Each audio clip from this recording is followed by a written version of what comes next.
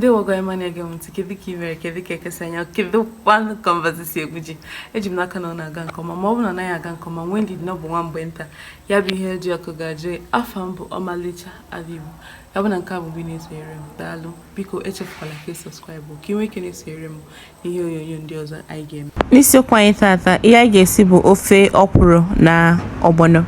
Anyị na-esi etu esi esi ya mgbe anwa na oge anwa. Ihe ndị anyị ji esi ya bụ asha ma ọ bụ ayịya, okpenyi, nnu, ọgbọnọ, mmanụ, ọkwụrụ, okporoko, yabasị, ose, azụ ọkpọọ nakwazi ụgụ. Gbanye mmiri ọkụ n'ime azụ ọkpọọ anwa ka o nwee ike ede ka ị nwee ike wesịsịa ọkpụkpụ dị na ya. Were ite sikwesị n'ọkụ ka mmiri dị na-ata, butuo ya bụ ite n'ala, gbanye ite anwa mmanụ.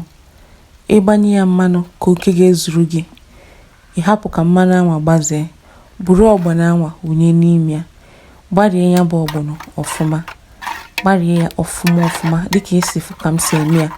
Ọ bụrụ na ị gbarichaa ya, buru ya sikwasị n'ọkụ ka o nwee ike gbarie ọfụma.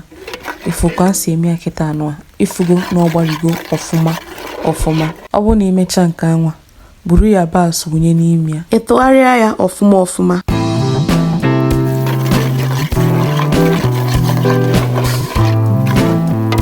Gbanye mmiri ọkụ n'ime ite gị nke ga-ezuru gị isi ofe anwa. Ọ bụrụ na imechaa ya, tụgharịa ya ọfụma, kpuchie ya. Gaa pụrụ azụ anwa, zapụ mmiri ọkụ anwa, osisi ọkpụkpụ niile dị n'ime azụ anwa dịka isi fụ ka m si eme ya. Osisi ọkpụkpụ anwa niile ifugo kịta na ya bụ ofe arọbago ọfụma.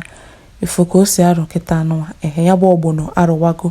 Naanị ya dị ebe a kịta bụ ọgbọnọ, yabasị. Ka asago m okporoko ka eji mmiri ọkụ wee saba oyi izizi. Nke a bụ nke mgbe m jizi mmiri oyi were na-asa ya.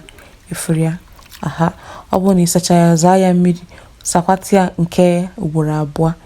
Ọ bụrụ na ị ga-esi ya nke ikpeazụ ahụ ị ga-asị ya, tinye ya nnu ọfụma wee saa ya ka ọ ghara inwe ihe anwụ aja dị na ọ ghara ịdị. Wụnye ya n'ime ite. Ọ bụrụ na imecha nke ahụ, ihe ọzọ ị ga-eme bụkwa ịtụgharịa.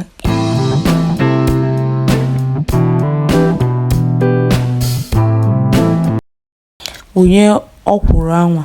Ọ bụrụ na ịwụnyecha ọkwụrụ a kịta anụwa, ịtụgharịkwa ya ọfụma. Ifu ka m si eme ya kịta, ịtụgharịa ya ọfụma.